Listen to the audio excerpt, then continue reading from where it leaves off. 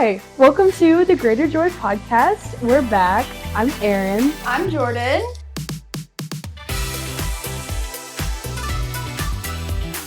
Welcome back. Thank you. Welcome back. Hi. I feel like we have to, it feels like an elephant in the room to us. I don't know if everybody else feels like that, but let's address. Let's talk about it. We were MIA last week. Yep. Basically, we're not professionals. We never claimed to be professionals. Mm-hmm. I've never claimed to be a boxer. I never claimed to be a boxer. I never claimed to be a professional snowboarder. And I definitely have not claimed to be a professional podcaster yet. Definitely not. So basically, we recorded our entire episode. We were so excited about it. We had talked about some really good things. And it was like Monday, Sunday, and I was like, hey, I was looking at the video, getting ready to edit. There's no audio. Mm-mm. And so I had a brief moment of tears, and then I realized we're not going to have a podcast this week. And that's that. Yep. That's how the cookie crumbles. Yeah. Yeah. So I hope that addresses the allegations. Because we got 0 texts. The conspiracies. I know all you people were in the comment section. I know everyone was in the comment section. I had 20,000 everyone was sitting there on Tuesday morning, and they were like, oh my gosh, my There's favorite no podcast. There's no podcast. How will I? You won't. You won't. Will I won't. But now you will. Now you will, and we're here to return. Because the mics won't be bad this week. Because they won't. Because they won't. That's exactly right. I said I went up to the mics this morning. I said, you better not be bad. You better behave. You better get it together. Watch yourself. You better watch yourself, bucko. Yeah. But anyway, so also it kind of worked out though, because we have to film 2 episodes today, because next week's spring break. Yeah. Which we'll get into our spring break plans. Yeah. But we have to film 2 episodes, so it kind of worked out. So basically, we're going to do a quick recap, or not so quick, a recap of what did we talk about last week. Okay. It's called a segment of what did we miss? Here on What Did We Miss? Hey, I have a confession to make. Yeah. I know this is shocking, but I have no memory of what we talked about last week. You know what I do know? We made a really funny accidental joke that we kept saying throughout the podcast. Oh, yeah. And that's gone. Yep. You'll never know the context of that. I never will either. Nope. It was lost to time. Lost. Wait, actually, I do remember we were talking about First Thessalonians. Thessalonians. What did I kept calling Tholossians. it? First Tholossians. Why is it not First Tholossians? Well, it is First Tholossians now. First Tholossians, and I gotta be careful because I will say it wrong later. If I don't pull myself together, I will say it wrong. First Thessalonians and Second Tholossians. Second Tholossians is very important. If you haven't read Second Tholossians, get your Bibles out. Oh yeah, get them out. Get them your out. Homework. Get them to work. Okay, what did we miss? What did we miss? Well, let me tell you. I'm gonna tell you about my week from 2 weeks ago. Okay. Because I have to talk about it. Okay. Talk about it. The people want to know. Dish, girl, dish. The first thing that I addressed was that I have this bird feeder on my porch, and I've been watching some birds fall in love. Yes. And I watched this little cardinal, but I always call it a red bird, but whatever, it was red. It was the male. And he's been coming here around 11 to 12 every day, sometimes in the evenings, and he gets some seeds. Well, then the other day he came with a lady friend, and he was up on the bird feeder, and she was on the little railing, and he was bringing little seeds down to her. And we learned that that's a way that they woo their woman. They're like, hey, let me hunt for you. Let me gather these. Let me forage for you. Let me gather these seeds for you and crack them. He was gosh. cracking them open, and he was giving them to her. Men don't forage for their ladies anymore. Why are men not foraging for us? Go forage right now. If you're looking for a guy, if you're a girl and you're looking for a man, find you a man that will go forage for you. And you should not have to forage one bit. No. You should be sitting in your nest. Just sitting there. Although I will say what's kind of feels backwards, and maybe it's not, is in most bird species, the male is the really pretty bird. Yeah. And the female, the female cardinals are diarrhea color. Yeah. They're not. Birds just be like that. But birds just be like that. Yeah. But have you ever seen the nature documentary on the bowerbirds? No. Oh well, that's required viewing. That's like required reading in my household. And you're with your family or you personally? My family. We all know about this, and I think I just assume that everyone knows about this. Do you know about bowerbirds? No, I don't even know what those are. Oh my gosh, you don't know about bowerbirds. Maybe we'll have to watch it. Okay, well, can I tell you about it? Yeah, tell me. Sorry. So bowerbirds, I don't know where they are. They're like in the jungle somewhere. Okay. And I want to say like maybe like India-ish. It literally does not matter. They're in the wild. They're in the wild. They're in nature, and they're these little birds, and they construct these things out of these structures out of grass, and it's like it starts at the bottom, and it has like this big opening, and it comes up like to a point on top. Is it a house? It's well, they don't live in it. Oh, it's purely just for decoration. They're called bowers, and they fill the inside with decorations and trinkets and all sorts of things. But they are like, and it's just the males that do this. So it's like their storage unit. No. It's like their, I don't know. It's like their dating app profile page. The more trinkets, the more attractive they are? Yes. So the females go buy these little trinkets, and they're like, you have the most doubloons. Yes. There'll be like the mating season or whatever. It's like only like a few weeks. And the females will go from bower to bower, and they'll stand in front of it, and they'll look at it. They'll like walk around it, and they'll look at it. And the male bird will like hop around, and he'll show off. He'll still be rearranging all the stuff to like get it perfect. Such a vivid image of like when you were a kid and you did like a science fair, and you had all the kids stand at their tables with their big posters on the table. That's what it's like. And I just see the male bird being like, "This is my piece of grass. This is my nutshell." No, it is not a piece of grass in a nutshell. Like these birds will like color code their stuff. I must watch this. They like organize it by like little rocks and big rocks and shiny rocks, and they have like feathers like placed strategically. They have like all these like fruits and stuff, and they're like organized because they're trying to get a woman. Their form of courtship is just interior design. So once they do that and they get the woman, do they use the trinkets or they're just done? No, it is 100% decorative. It's so like, after that, and they like move on, does that bird like, do they mate for life, or does that bird continue to use that one house, or does could another bird stumble upon it and be like, I just found the jackpot of trinkets, and like I'm taking over, this is my cocoon of trinkets? That's a great question. I genuinely don't know. Does one bird, does he build this his whole life, and like every mating season he collects like the same, he adds things to his collection? Maybe. Or is it like he mates and then he moves on and all of that? They definitely don't mate for life. I do know that. Every season, mating season, these birds are building these trinkets collections. Yes. And so if they're not guarding their trinket collection, I don't know if they sabotage. Like, could another bird hijack like if there's a bird that's like, he like in the Bower society, he has the highest trinket collection. Yeah. And like like when he dies, they fight over his trinkets. Maybe. I don't know. Because like in the documentary, you never see two bowers in the same place. Like they're kind of separate. They're kind of spread out. They're not like door to door neighbors. Yeah. You know what I mean? But I just remember like, okay, wait, I have a question for you. Yeah. If you were a male bowerbird, what would your situation look like? Oh. What would you have in there? Well, first, I would think women are after the shiny things. Like birds typically are attracted to things that are shiny. Mm-hmm. So I would find, I'm trying to decide if I would go to like a Chuck E. Cheese and find all the loose coins, or if I would go to like an antique jewelry store and find all the like just still jewelry. Okay. I think, but here's the thing: as a human, I'm like, oh well, jewelry is way more valuable than coins. But as a bird, yeah, is that better or worse? I don't know. Well, it could be like really shiny jewelry. I think that might be better. That might be better. I think I would go to a thrift store because there's a lot of trinkets in thrift store. Yes. So if I was a male bowerbird, I would be going and hitting the thrift stores up, and I'd be finding my way in there. That's a good idea. Because there's just like that's a trinket. If I was a male bowerbird, I would pretend an antique thrift store is my trinket collection. Yes. I would convince her I built this cocoon and this is my trinket collection. Yeah. That's what I would do. Imagine if they got their hands on their beaks on like some fairy lights, you know, and like a battery pack. Imagine in a jungle they have twinkling out of their cocoon. I changed my mind.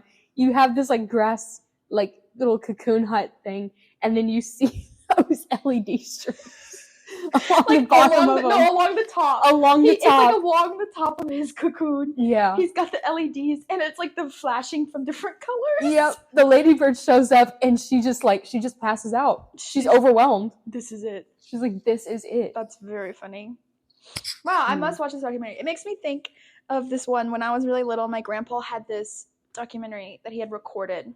Mhm. And I would go to his house and I would watch it every time.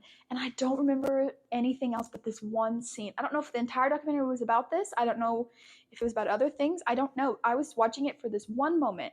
And basically, it's this species of duck that they build their nest like in trees. They find like old owl Okay. nests that are like in the top in the trees. And that's where they lay their eggs.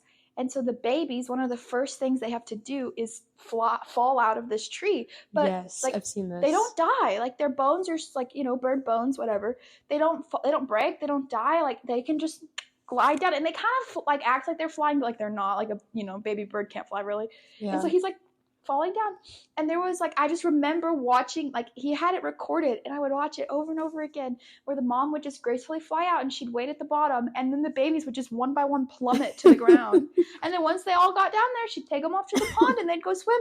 I guess once they're down there, they never go back up to the nest. That's my thing, is like, is that their own? Because I get that it's to like teach them how to fly, even though you're not doing that. But how do they learn how to fly? Because they can't get back up there. Well, so I think it's like the gist of like why they do it is like to keep things from not eating their eggs, like snakes and probably that kind of stuff, to stay away from their eggs. And so by the time they're little and they hatch and they're cute, they can just go out in the pond and they build I'm sure they build like another nest, and then as they grow they learn to fly. That makes more sense. I think that's what it is. They've evolved. It makes a lot more sense. Not evolved. What's it called when it's not evolution, but it's adapted. They adapted. Yeah, that makes sense. Do you have a favorite bird? Baby ducks, really. Okay, well, yeah. I don't know. I don't really think about birds a lot. I do. I will say I do like a good blue jay. Yeah. Because like you very rarely see them. I got to see one the other day, like around here. I saw one yesterday. See, like I like birds that you don't see a lot. Yeah. That when you do see them, it's like, oh, a little treat for me. Aw, a little treat. Yeah. We've talked a lot about birds. We have. This is the bird show. Welcome to the bird show. The bird show. The other thing that I 2 weeks ago discovered that changed my life. We went to Walmart for a late night treat. Okay. And we're perusing the bakery section, and Mitchell finds this cookie and cookie dip combo. Okay. So it's chocolate chip cookies with a cream cheese dip that has like little mini chocolate chips in it. Oh. And you dip your cookies in it. Oh. Or you make little sandwiches. And like, let me tell you, like the cookies had like just the right amount of chocolate chips, and like the dip had like the dip had the amount of chocolate chips that like maybe you get like one or two at a time. So it's like just crunchy enough. Like it's not a lot, and it's like the most beautiful holy matrimony of things I've ever seen and experienced in my life. And like I am a cream cheese girl. Oh yeah, me too. I love me too. Cheese. Like I'll eat it by the spoonful. Yes. I am not a frosting girl at all. I like frosting, but I will every day choose cream cheese frosting over like a buttercream. Same. Cream cheese frosting is where it's at. And so that effectively changed my life when I was eating these cookie dip. I have it written down as cookie dip. Yeah. Because I don't know what else you call it other than cookie dip. I am like so horrified that I've never had this in my life. You know what I mean? Like it's like a tragedy that I've never gotten to eat that yet. I'm going to find it for you. Yes. And I'm going to tell you about it, and I'm going to let you eat it and try it. I want this so bad. It sounds, oh my gosh, right now that sounds so good. Yeah. Maybe my blood sugar's just low. Maybe. It sounds good. Maybe it is. Perhaps. Maybe it's just low, but anything happened from that you can remember from 2 weeks ago for you? I remember we talked about pimento cheese a lot. I really, really, really love pimento cheese. We did talk about how much you love. Yes, tell us about your pimento cheese from HEB. Okay. Obsession, I would say. You go to, okay, point of view, close your eyes. I'm going to set the scene. You go to HEB and you're so hungry and you've had a crazy week. You've been so busy and you get your groceries that you need, and the whole grocery trip you've been like, oh, I want that. And then you think, no, I don't actually need that. I just want it because I'm grocery shopping while hungry. Mm-hmm. And you've been doing that for like 10 minutes. And then you go past, you're walking to the produce section and you're walking by this wall of goodies and cheese. And then in the bottom corner, not corner, but in the bottom row where you can see it, there's HEB pimento cheese with jalapenos. And then you lose all self-control and then you get it and then you buy a box of wheat thins because they're good, and then you eat the entire thing immediately when you get home. You haven't even unpacked your groceries. You just get home and you're just cranking them in your mouth with the wheat thins like this. And then it's the best moment of your life. And then you're like, this is the best food I will ever eat ever. And that's HEB pimento cheese. Wow. Mm-hmm. I think we need to have an episode where I bring my cookie dip and you bring your pimento cheese. It's really good. And we just enjoy ourselves. I think that sounds like a fantastic idea. I think so too. I love that. Sometimes I can get like that with like hummus. Like sometimes hummus is good. I love hummus, and I can like when I have hummus, well, I buy hummus and I eat it like obsessively the first couple of days I have it, and then I forget about it for like 3 or 4 days, and then I remember I have hummus, and then I proceed to eat the entire container of hummus. Yes, because it's like one of those things that like I can't just eat like, oh, a little bite or two with some hummus. Yeah, like it's like I'm scooping.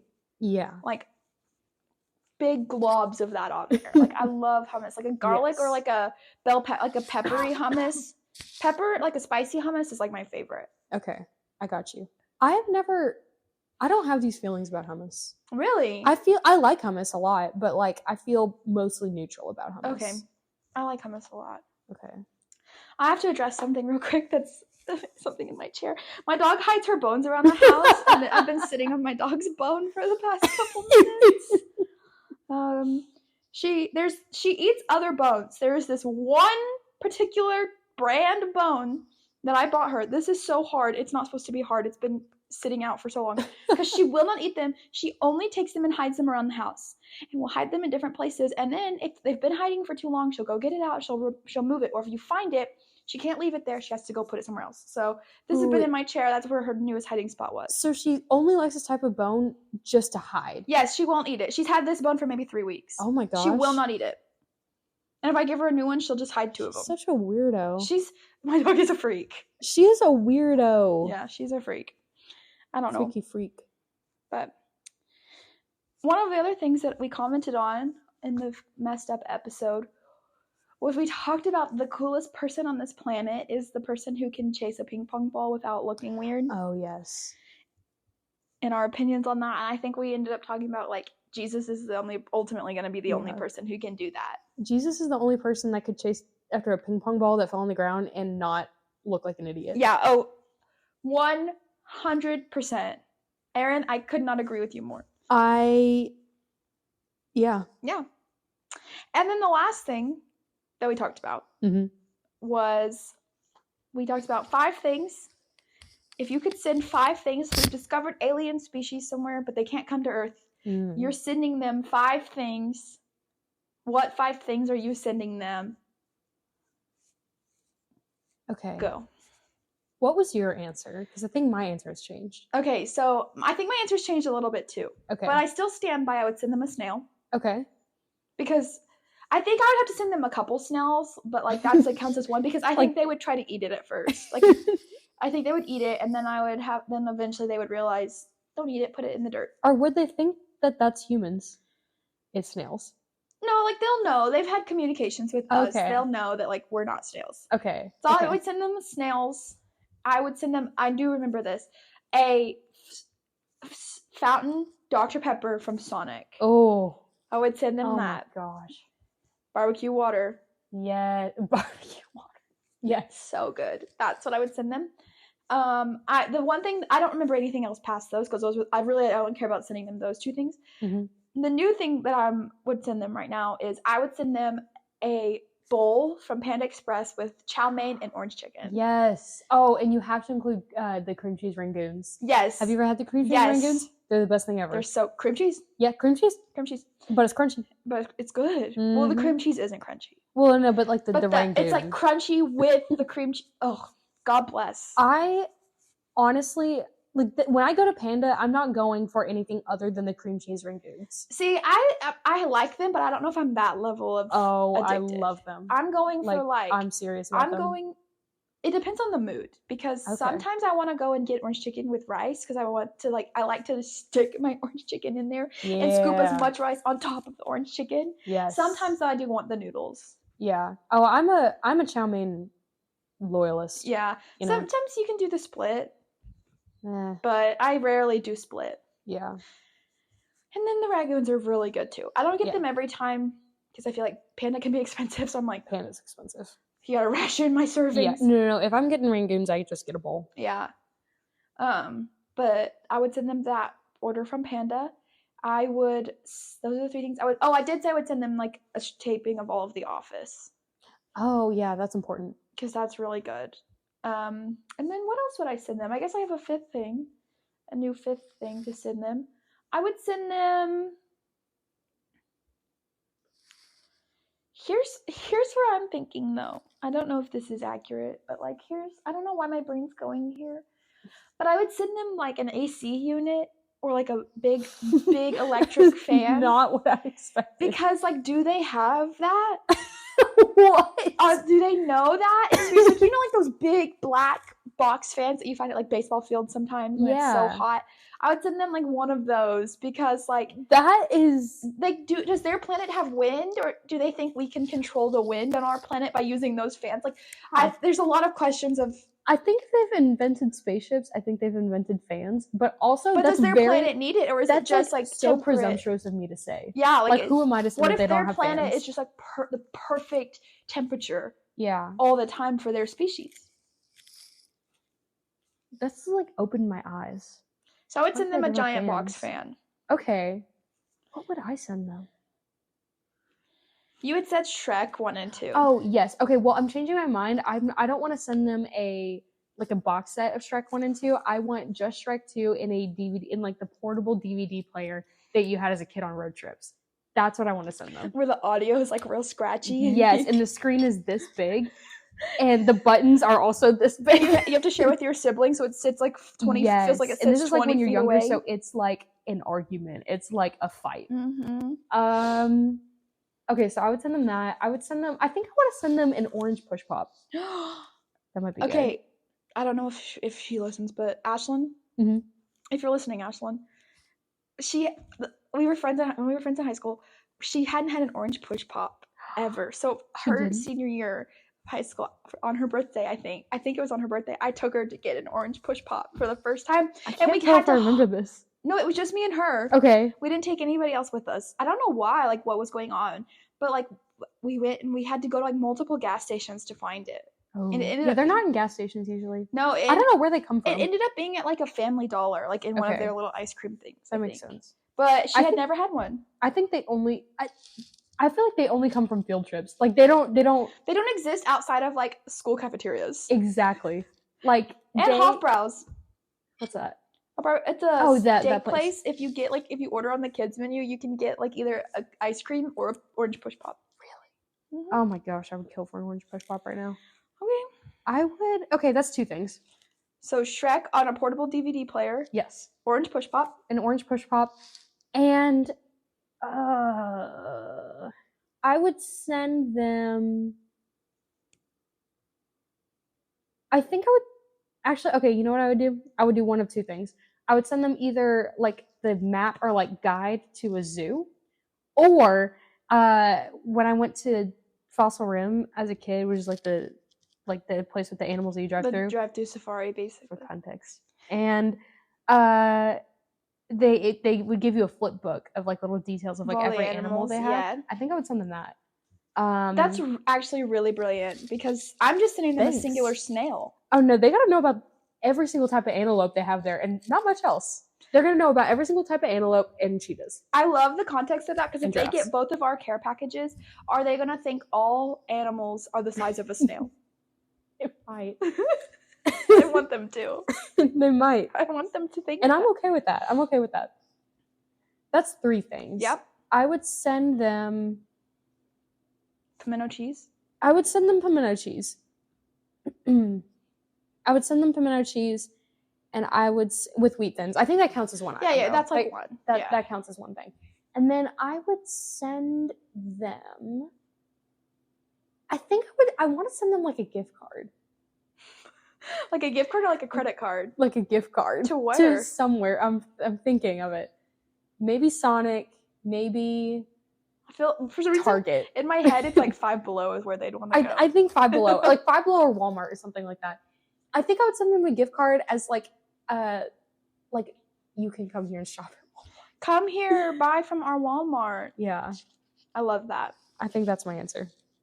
I think that's the best answer ever. Really? Thank you. Yeah, I love the Handbook of Animals because, like, one, can they read English? Well, they can figure it out. They can figure it out. They can figure it out from the Shrek subtitles. You're right. Trek can be what teaches them English. They will learn English, but only words that are in Shrek. They just call everything in that book a donkey. A donkey. Everything is a donkey. Donkey. Will it confuse them to see a donkey, like, cartoon and talking? Like, will they think donkeys speak English? I think they'll think that donkeys just, well, I don't really.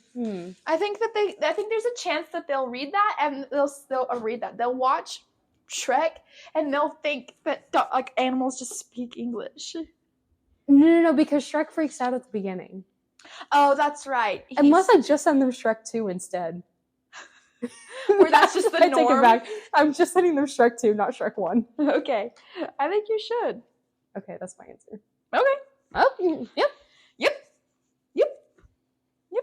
Well, as we wrap up, like we said in the beginning, we're going to go to first Colossians. Yeah. First Colossians. Thessalonians. First Thessalonians. Colossians. 5:16. It's at the very end, and I'm gonna share. I had some backstory, and I really enjoyed like studying this and like digging into this because I shared last time we talked about this.